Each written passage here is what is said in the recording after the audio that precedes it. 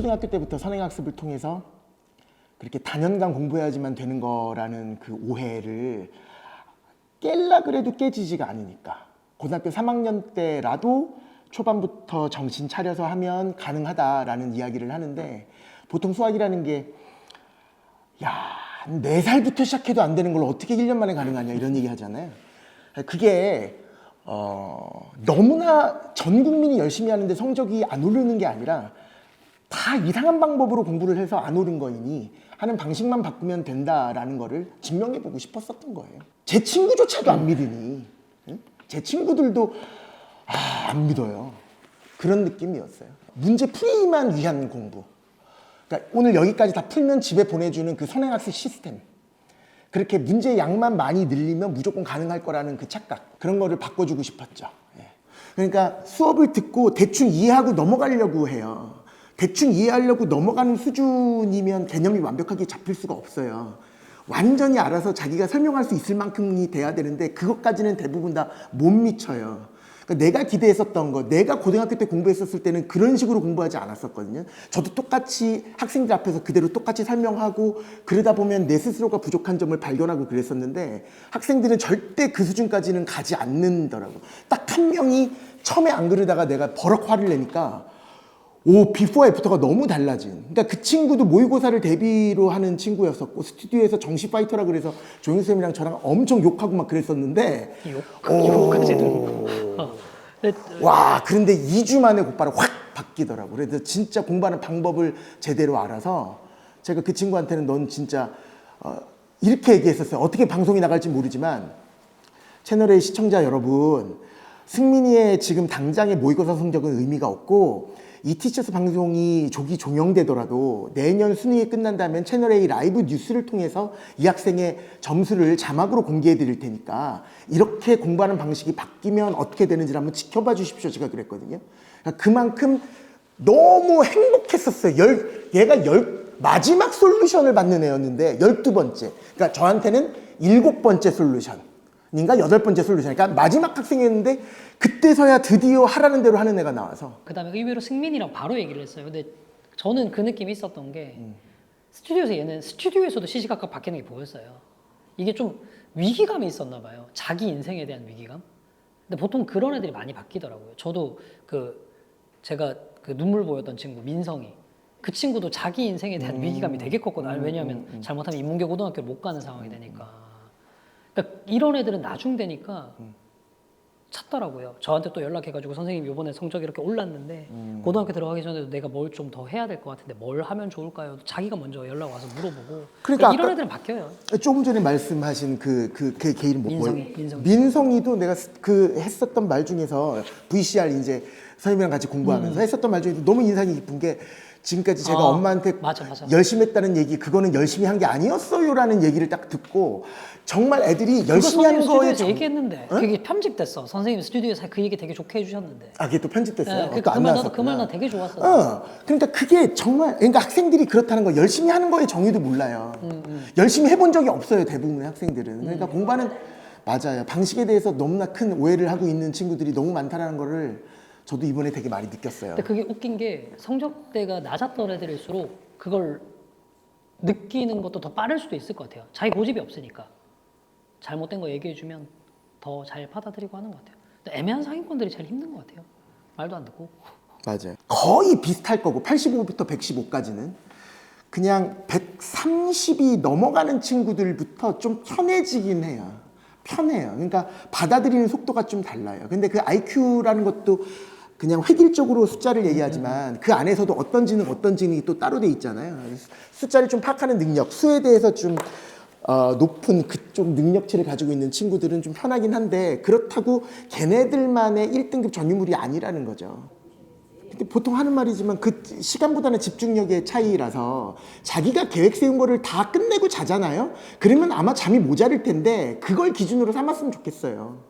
몇 시간 한다고 좀 뭐 학교 색깔이 어디까지 가는 거고 몇 시간 자면 뭐가 되고 그런 얘기는 옛날에 학력고사 시절부터도 다 있었던 얘기였었잖아요. 그거는 잘못됐고 자기와의 그 계획, 약속을 지키고 오늘 하루를 마감하느냐 안 하느냐 그 차이가 아닐까. 그렇습니다. 네. 저는 애들을 가르쳤죠. 예, 그게 너무 재밌었었던. 그래서 선생님들 성대모사의 1인자였어요.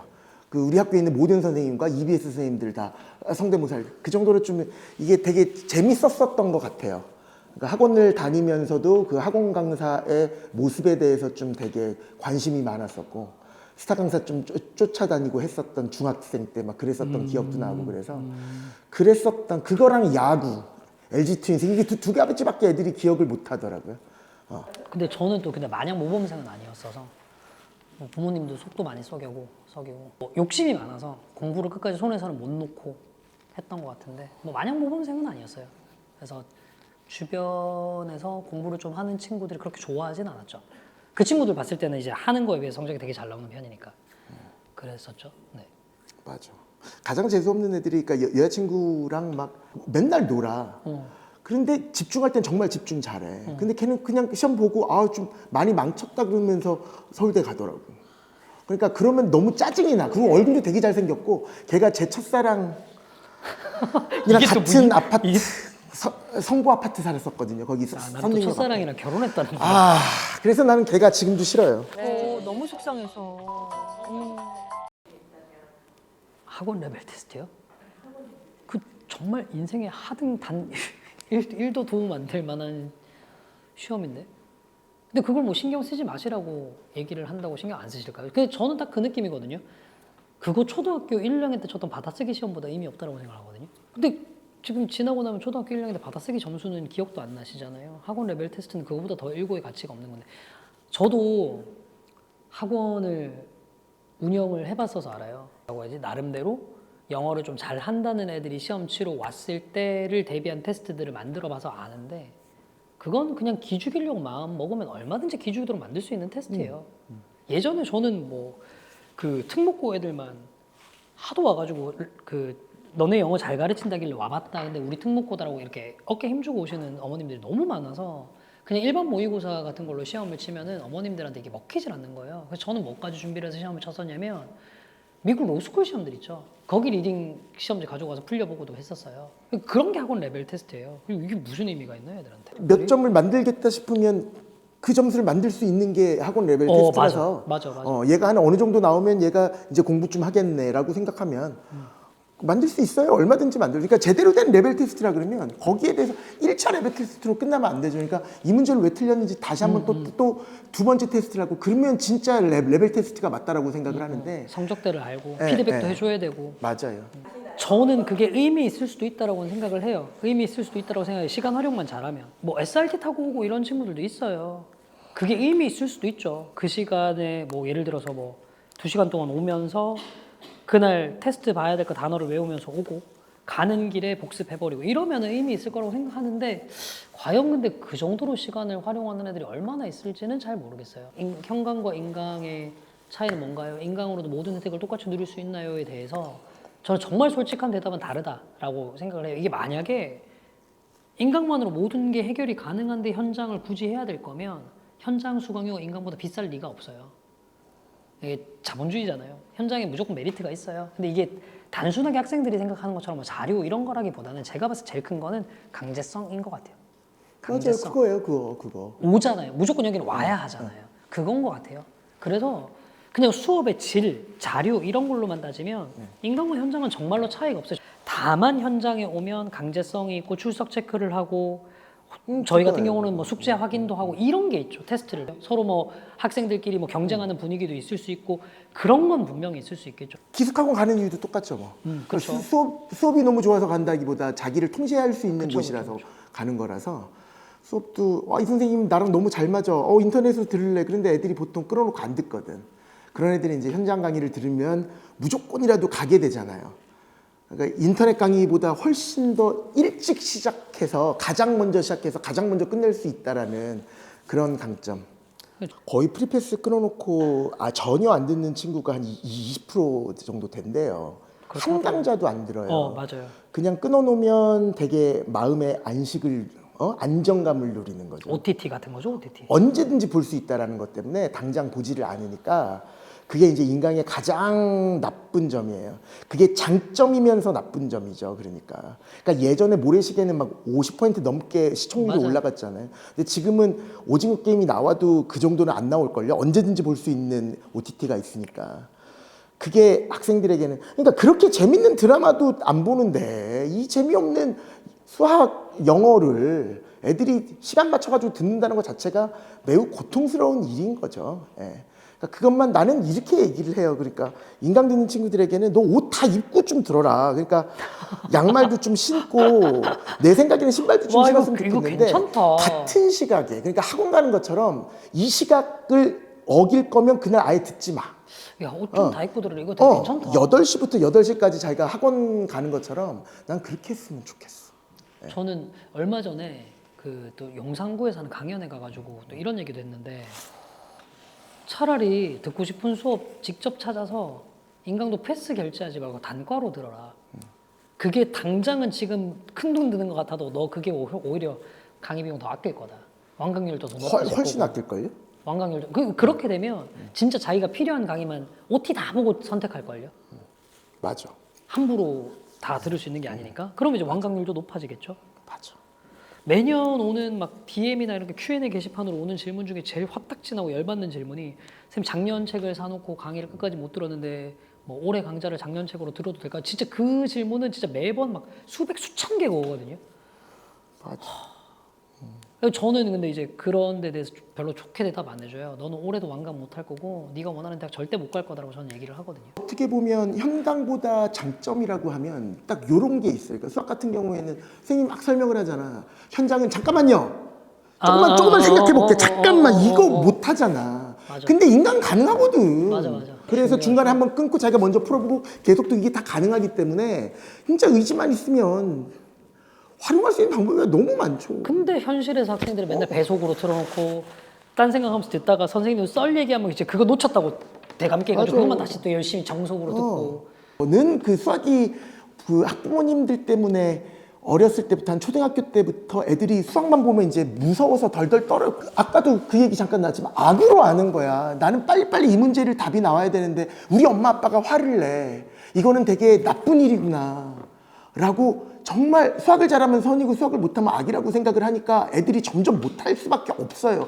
당장 내일 시험을 잘 봐야 되는데 어떻게 이해를 해요? 어떻게 설명을 하냐고요? 빨리 외워야지 해답을. 그거를 엄마 아빠 때문에 그렇게 된 건데 해설지를 외우는 학습 방법이 그것도 모르고 계속 그래 버리니까 난 정말 좀 차라리 내버려 두고 중간에 한 번씩 왜 이렇게 푸는 거야? 엄마 한 번만 가르쳐 주면 안 돼? 그게 훨씬 더 낫다라고 얘기를 해도 옆집에는 지금 수투까지 2바퀴 돌렸대더라 이러고 있으니 안타깝잖아요. 그러니까 대부분 그런 것 때문에 학생들이 수학을 못하는 거고 그런 친구들이 나중에 50살 되면 뭐라 그러는 줄 알아요? 저한테 50살 돼서 선생님 때문에 드디어 인수분해를 이해했습니다. 선생님 왜 그때는 인수분해가 이해 안 돼요? 왜 그때 이해가 되냐면 수학을 거부하지 않거든. 50살이 되면 이제 세상에 돌아가는 거를 내가 받아들여 보고 싶거든. 그러면서 홍진경 유튜브를 보니까 삼각함수도 이제 다 알겠다 이거야. 거기도 나오셨었어요? 애들은 막아. 사인 들으면 막는다고. 마음이 닫혀 있어요. 그래서 내가 첫 시간에 항상 마음을 열라라고 얘기하는 게 부모님들로 인해서 닫혀 있을 가능성이 매우 높다라는 거예요. 그러니까 동아일보부터 D-100일 학습법 이런 것도 없애야 돼. 그러니까 공부하는 방법이 일률적으로 뭐가 있는 줄 알아요. 그것도 상위권 애들은 다 그래야 되는 줄 알고 중위권 애들도 다 그래야 되는 줄 알고 하위권 애들은 다 이래야 되는 줄 아는 거예요. 사람마다 공부하는 방식은 다 다를 수밖에 없어요. 현재 상황이 다 다르기 때문에 그거를 자기가 맨 먼저 파악을 먼저 해야 해요. 완전히 파악되면 거기에 따라서 스스로가 계획을 세워서 내가 가장 약한 부분은 여기니 여기서부터 출발을 해야 되는데 그렇게 하려 그러면 주위에서 워낙 많은 방해를 해요. 너 지금 벌써 3월인데 너 이거 하고 있으면 큰일 나는데 너 기출 몇 번 끝냈어부터 시작해가지고 주위에서 계속 충고랍치고 막 들어온다고. 더군다나 꼭 좀 공부 좀 괜찮게 성적 잘 나왔었던 친척들 또 이제 뭐 한마디 좀 해주라 그러니까 와가지고 너 이거 풀어봐 이런 얘기하고 있고 얘랑은 안 맞는데 그러니까 그런 식으로 공부하지를 않았으면 좋겠다라는 거예요. 그러니까 자존감이 가장 많이 흐트러져 있다라는 게 중학생들은 보통 엄마들에 의해서 공부를 하잖아요. 그러니까 제가 그런 얘기 하나 했었어요. 우리나라가 대한민국이 중학생들이 중학교 수학을 잘하는 나라가 됐으면 좋겠다라는 얘기를 되게 많이 했었거든요. 그 중학교 수학이 너무나 많이 결여되어 있기 때문에 그것 자체도 자기가 어떤 상황인지 모르고 엄마가 계속 학원을 다니라 그러고 이제 고2 것까지는 네가 지금 이럴 애가 아니고 지금 우리 집안에 뭐를 좀 이으려면 무조건 의대를 가야 돼. 의대를 가려면 네가 지금 이 모양 이꼴로 공부해서는 안 되고 막 이런 얘기를 하니까 그냥 그런 식으로 따라가는 거, 쫓아가는 거. 그러니까 얘가 공부를 하고 있는 걸까? 그냥 학원에 가면 그 시간을 때워가면서 혼나지 않기 위해서 그 위기 모면? 그거를 하루하루 쌓다 보니까 결국은 고등학교 3학년 되면 처음부터 다시 해야 되는 상황이 일어나는 거죠. 그러니까 고3에서 성적이 안 나오는 애들이 선행학습을 안 한 게 아니에요. 걔네들 다 부모님들이 초등학교 때까지는 다 공부 되게 잘했고 천재한 소리 다 했었는데 이렇게 됐다라는 얘기를 하는데 그게 나는 속으로 그게 다 어머니 탓입니다. 어머니나 이런 얘기 하고 싶거든 정말. 안 그런 학생도 있지만 그런 경우를 너무 많이 봐서 드리는 거니 이런 얘기를 듣고 나면 한 번쯤은 내 일이 아닐까, 내 얘기가 아닐까 한 번쯤 고민해보는 부모였으면 좋겠어요. 그런 부모의 역할을 좀 했으면 좋겠고 또 하나가 그렇게 공부 자존감이 생긴 애들은 학원을 끊어주지 않아도 자기가 부족한 부분을 알기 때문에 그리고 그런 애들일수록 자기 자존감도 있지만 자기 인생 전체 우리 가족 자존감도 있기 때문에 내가 이 학원을 좀 보낸다 그러면 또 이게 좀 우리 집 형편상 이게 힘들 텐데 얘들은 조심스럽게 그래도 엄마한테 나 이거 방학 동안에 한 2달만 한번 다녀보고 싶은데 어때 엄마? 이렇게 아마 얘기할 거야. 부모의 역할은 여건이 되면 그때 보내주시면 돼요. 그래 화이팅! 화이팅! 이거 하면 돼. 자존감, 그렇죠. 자존감의 기본은 자기에 대한 신뢰에서 나오는 거니까요. 저도 이 말씀 전적으로 동의를 하고 저한테 이제 수업을 들었던 학생 중에 하나는 서울대를 갔어야 됐는데 뭐 이래저래 하늘의 장난으로 수시에서 서울대를 떨어지고 연세대 행정학과가 납치가 됐고 근데 또 정시는 너무 수능을 잘 봤는데 이미 수시로 납치가 됐으니까 어쩔 수가 없었어요. 집안 형편은 하필이면 어려웠죠. 재수를 할까 말까 고민을 하더니 저는 얘가 너무 예뻤던 친구라서 내가 재수를 좀 도와줄까도 생각을 했어요. 이 친구한테 입 밖으로 내진 않았지만 근데 이 친구는 끝까지 그냥 학교를 다니겠대요. 다니고 자기가 로스쿨을 가고 싶었는데 여기 나와서도 서울대 로스쿨을 뚫을 수 있을 것 같대요. 그리고 연세대 행정학과에서 3년 조기 졸업하고 서울대 로스쿨을 갔어요. 그리고 서울대 로스쿨에서 졸업하기 전에 대한민국에서는 최초로 학부생인데 민변에서 인턴십을 했어요. 그리고 이제 그런 경력을 바탕으로 얘는 서울대 로스쿨을 갔고 지금은 김앤장으로 갔어요. 근데 저는 이게 얘의 모든 행적이 저는 자존감을 설명한다고 생각하거든요. 연대 행정학부를 갔더라도 자기가 생각을 했던 서울대를 못 갔더라도 나라는 사람의 가치는 전혀 떨어지지 않았어. 나는 여기서도 내 가치 얼마든지 증명해서 내가 가고 싶은 자리에 갈 수 있어. 저는 이게 자존감이라고 생각을 하거든요. 공부 자존감도 똑같은 거죠, 뭐. 저희 그 솔루션도 보면 아시겠지만 다 달라요, 학생마다. 근데 이게 이제 자꾸 방송에서는 이 성적대 학생들에게 맞는 학습법이 뭐 요거인 것처럼 자꾸 포장이 되는 건데. 맞아. 저도 그럴 때마다 PD님이랑 작가님한테 계속 얘기를 하거든요. 그런 거 없다고. 학생한테 맞춰서 가는 거죠. 공법 다 달라요. 그게 자존감인 거고. 자기한테 맞는 걸 아는 게 되게 중요한 거고. 맞아요. 그런 의미에서 현서 같은 애들이 나중에 그래도 괜찮았던 게 자기가 너무 못한다고 생각을 하니까 말도 안 되는 중학교 때 거 같은 거 시켜도 얘는 자존심을 안 부려요, 거기에서. 그냥 시킨 대로 그냥 하는 거죠. 그럼. 그런 게 되게 중요한 거죠. 근데 영유와 수능 1등급의 유의미한 관계가 있는지는 저는 잘 모르겠어요. 정말로 모르겠어요. 이게 확실히 영어 유치원을 다녔기 때문에 도움을 받는 친구들이 있어요. 그걸 부정은 못 하겠어요. 그걸 부정은 못 하겠는데 저는 그게 이제 영유의 효과라기보다는 보통 영유를 보냈던 학부모님들이 그 어렸을 때 영어를 했던 게 아까우니까 이후에도 계속 뭐 시키시더라고요. 무슨 F터 그래가지고 뭐 초등학교 들어가가지고도 계속 뭐 시키시고 중학교까지도 뭐 시키시고 그 영어의 노출량이 많은 거잖아요. 근데 사실 저는 또 이렇게도 생각하거든요. 그 정도로 영어에 오랫동안 노출을 시키면 노출량을 많이 늘려놓으면 영유 안 나와도 영어를 잘할 수밖에 없지 않을까라는 생각을 저는 해요. 그래서 영유가 필수라고는 생각하진 않는데 경제적인 여유를 따지지 마시고 되게 뻔한 얘기일 수도 있지만 학생들의 이후에 입시 로드맵부터 먼저 짜보시라고 저는 말씀을 드리고 싶거든요. 괜찮은 대학을 보내시는 게 목표라고 얘기를 한다면 저는 영유는 필수는 아닐 수도 있다고 생각을 해요. 차라리 그 돈을 아껴서 애들이랑 여행을 많이 다니면 더 좋지 않을까? 이 스토리의 라인이 되게 이제 촘촘하게 많이 짜여 있는 근데 이제 얼마 전에 이것도 동아일보 교보문고였나요? 책 무슨 5권씩 추천해달라고 하지 않았어요? 뭐 그런 게 있었거든요. 여기 티처스 통해가지고. 맞아. 근데 거기에 제가 추천해준 도서 목록인데 저희 와이프가 옆에서 쭉 듣고 있다가 아유 퍽이나 애들 좋아하겠다 막 그러던데 이게 좀 생각하는 힘이 좀 필요한 독서들을 저는 좀 많이 해야 된다고 생각을 해요. 그래서 저희 아들도 삼국지 읽히고 저는 얼마 전에 애한테 저희 아들이 농구를 좋아해요. 농구가 재밌나 봐요. 그래서 저 슬램덩크 같이 읽고 있거든요. 네, 그 약간 이제 다소 중간에 폭력적인 장면도 나오긴 하지만 저는 슬램덩크 같이 읽고 있는데 그 얘기가 아니지. 너무 곡해됐다. 정말 너무 미쳐버리겠네 정말. 너무 곡해됐다. 다시 천천히 얘기를 하자면 지금까지는 2문제 정도를 빼놓고는 기출을 맹목적으로 많이 풀어보기만 해도 그 과목에 대한 완벽한 이해가 없어도 그거랑 비슷한 냄새가 나는 문제들이 많이 출제되었었기 때문에 기출을 문제 풀이를 목표로 이거를 이렇게 하면 빨리 풀 수 있어 라는 그 풀이 방법만을 목표로 공부를 해봤자 그런 친구들은 조금 전까지만 해도 한 5년 전까지만 해도 가장 어려운 2개의 킬러 문제를 제외한 나머지는 비벼댈 수 있을 가능성이 꽤나 높았는데 88.92점은 나왔다 이거죠. 이제 그렇게 기출 냄새가 나도록 만드는 거는 거의 3점짜리 그러니까 아주 쉬운 문제에 불과하고 어려운 문제들은 무조건 생각을 안 하면 현장에서 생각을 안 하면 풀 수 없는 문제들로 나오니 기출 공부는 애들이 했다는 거는 미리 생각을 다 끝내놓고 현장에서는 풀기만 하고 싶은 거예요. 그런 마인드로 공부해봤자 소용이 없다라는 얘기를 하고 있는 거예요. 어떤 문제가 나오더라도 생각해서 풀 수 있게 만들려면 어떤 기출은 당연히 좋은 문제들이니까 해야 되는데 이 기출을 대비하지 말고 이 문제를 대비할 생각을 하지 말고 지금까지는 그게 먹혔다니까요. 비슷하게 나왔으니까. 근데 이거를 목적으로 이 문제를 푸는 걸 목적으로 하지 말고 이거를 통해서 네가 알고 있는 네가 부족했었던 부분을 발견하고 설명할 수 있는 방식대로 가야 된다. 그래야지 소위 얘기하는 응용력이라는 게 생기는 거예요.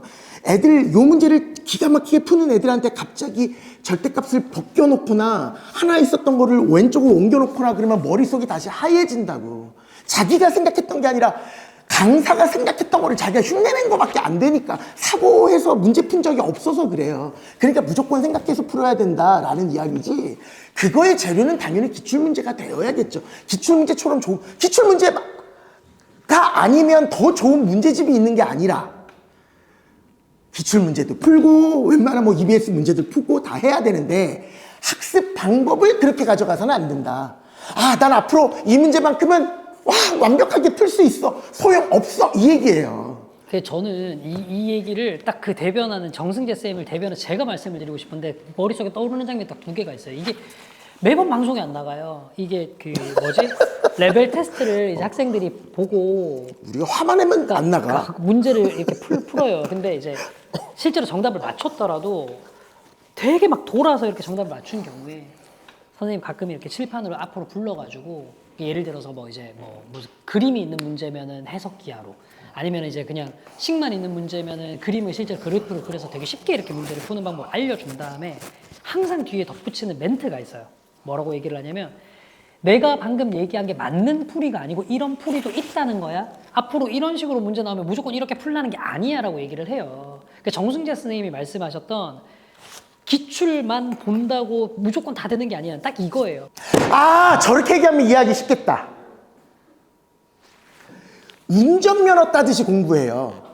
그러니까 주차 공식을 만들잖아. 그러니까 주차를 할 줄 모르는데 주차를 하고만 싶은 거야. 운전을 잘하고 싶은 생각은 1도 없어. 맞아, 나는 난 제발 이 시험에 합격하고 싶어라는 마인드를 가지고 주차를 하니까 면허를 따도 주차를 못하는 거예요. 그러니까 운전을 배워라. 운전면허 학원 가면 수학 학원에 가면 수학을 안 배울 생각을 안 하고 수학 문제 요 문제를 푸는 방법 요거를 빨리 푸는 방법을 배운다라는 거지. 딱 그거야. 어깨손이 어디 됐을 때 반바퀴 돌라. 여기에 포커스를 맞추지 말라라는 얘기예요. 한마디로 얘기해서. 수학도 그거는 의미가 없다. 근데 그거 잘하면 째깍째깍 붙으니까 사람들이 이렇게 해야 되는 줄 아는데 그래봤자 소용없다.